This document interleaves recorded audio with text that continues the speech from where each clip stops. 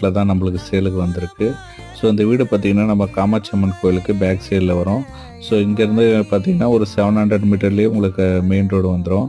So very close to main ரோடுக்கு நியர்பையே இந்த வீடு அமைஞ்சிருக்கு. இதோட லேண்ட் ஏரியா பார்த்திங்கன்னா 800 ஸ்கொயர் ஃபீட் வரும். பில்டிங் பார்த்திங்கன்னா 850 ஸ்கொயர் ஃபீட் வரும். ஒரு தெற்க பார்த்து அமைஞ்ச வீடு, ஆக்சுவலாக சவுத் ஃபேஸிங் வரும்.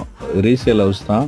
இதோட ஏஜ் பார்த்திங்கன்னா ஒரு 2 இயர்ஸ் தான் இருக்கும். நல்ல நியூலி கன்ஸ்ட்ரக்டட் ஹவுஸ் தான் இப்போ சேலாக வந்திருக்கு. நம்மளுக்கு ஒரு 24 அடி ரோட்டில் இந்த வீடு அமைஞ்சிருக்கு.